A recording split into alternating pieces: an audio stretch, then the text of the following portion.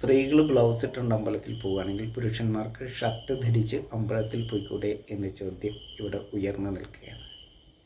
അപ്പോൾ സ്ത്രീകൾക്കും പുരുഷന്മാർക്കും തമ്മിലുള്ള ആ ദൈവികമായിട്ടുള്ള വ്യത്യാസം അതാണ് ഇപ്പോൾ നമ്മൾ പറയുന്നത്. ശിരസിലാണ് ബ്രഹ്മശക്തി.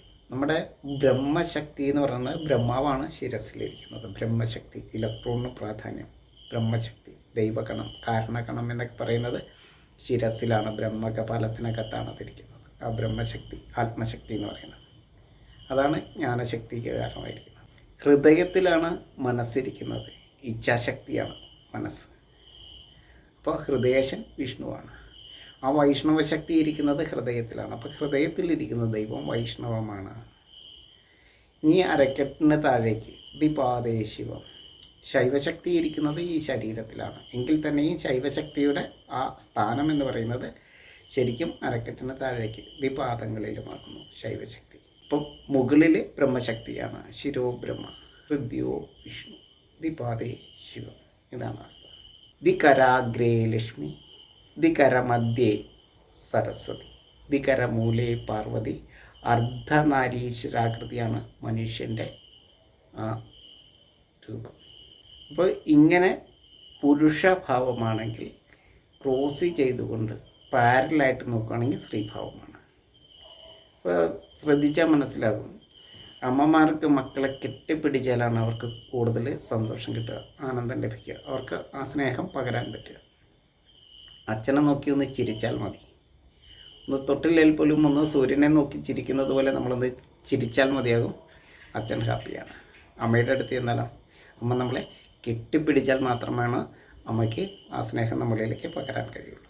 നമ്മളുടെ ശരീരത്തിന് എത്രയാണോ ഹൈറ്റ് അത്രയും തന്നെ ഈ കൈത്തലത്തിന് നീളമുണ്ട്.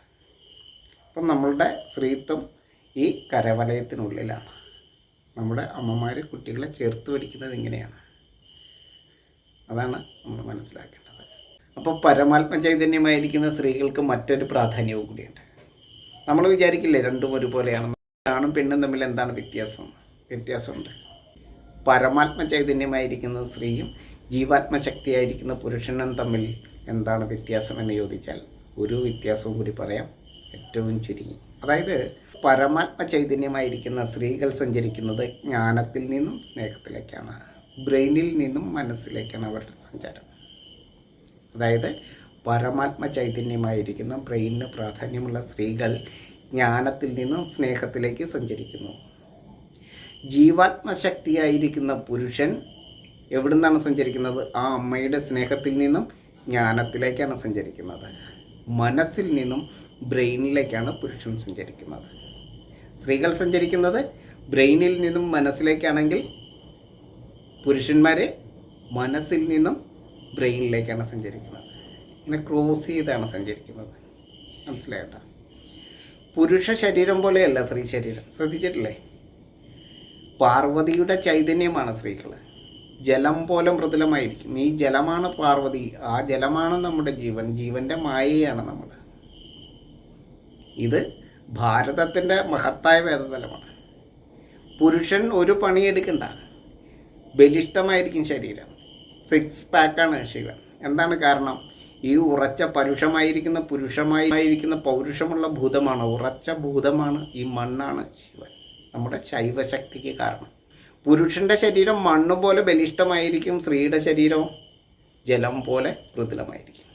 നമ്മുടെ പ്രോട്ടോണിൽ 2 കണങ്ങളാണ്, മണ്ണ് പ്ലസ് ജലം. അപ്പോൾ ശിവനും പാർവതിയും ചേർന്നതാണ് നമ്മുടെ ശൈവശക്തി, നമ്മുടെ ശരീരശക്തി, ദേഹശക്തി, മഹാദേവനാകുന്നു. ആത്മശക്തിയിൽ സ്ത്രീയും പുരുഷനും തമ്മിൽ വ്യത്യാസമുണ്ട്. അത് ജനങ്ങൾ അറിഞ്ഞിരിക്കണം, ഭക്തജനങ്ങൾ തീർച്ചയായിട്ടും അറിഞ്ഞിരിക്കണം. സ്ത്രീകൾ തലമുണ്ടനം ചെയ്യുന്നത് അനാരോഗ്യമാണ്, പുരുഷന്മാർ തലമുണ്ടനം ചെയ്യുന്നത് ആരോഗ്യമാണ്.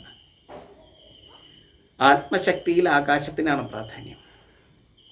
സ്ത്രീകൾക്ക് ആത്മാവിൽ ആകാശത്തിൻ്റെ വിശാലതയാണ് സ്ത്രീകൾക്ക്. ആത്മശക്തിയിൽ ആകാശത്തിനാണ് പ്രാധാന്യം. പുരുഷനോ ആത്മശക്തിയിൽ അഗ്നിക്കാണ് പ്രാധാന്യം. ആകാശത്തിൻ്റെ വിശാലതയാണ് സ്ത്രീയുടെ ആത്മശക്തിയെങ്കിൽ അതിൽ അഗ്നിയുടെ വേഗതയാണ് പുരുഷൻ്റെ ആത്മശക്തി. ഇതൊക്കെയാണ് നമ്മൾ അറിഞ്ഞിരിക്കേണ്ടത്. അല്ലാതെ വെറുതെ ഷർട്ട് ഇടണമെന്ന് പറയുമ്പോൾ അതിൻ്റെ പിന്നിൽ ഒരുപാട് ശാസ്ത്രതത്വങ്ങൾ ഒളിച്ചിരിപ്പുണ്ട് എന്ന് ദയവ് ചെയ്തിട്ട് ഭക്തജനങ്ങൾ അറിയണം. നമ്മുടെ ചാനൽ കാണണം, ഇത് സപ്പോർട്ട് ചെയ്യണം. ഇത് നമ്മൾ എല്ലാ കുഞ്ഞുമക്കളിലേക്കും, ഒരു മതത്തിനും വേണ്ടിയിട്ടല്ല സംസാരിക്കുന്നത് കേട്ടോ, എല്ലാവരുടെയും അറിവിലേക്കായിട്ട് ഞാൻ ഈ പ്രണവവേദയുടെ ഓരോ രഹസ്യങ്ങൾ നിങ്ങൾക്കായിട്ട് പങ്കുവയ്ക്കാം. എല്ലാവർക്കും ഒരിക്കൽ കൂടി നമസ്കാരം. എല്ലാ ഗുരുക്കന്മാരെയും പാദങ്ങളിൽ നമസ്കരിച്ചുകൊണ്ട്, എല്ലാ നല്ല നാസ്തികവാദികളെയും എല്ലാ മതസ്ഥരെയും നമസ്കരിച്ചുകൊണ്ട്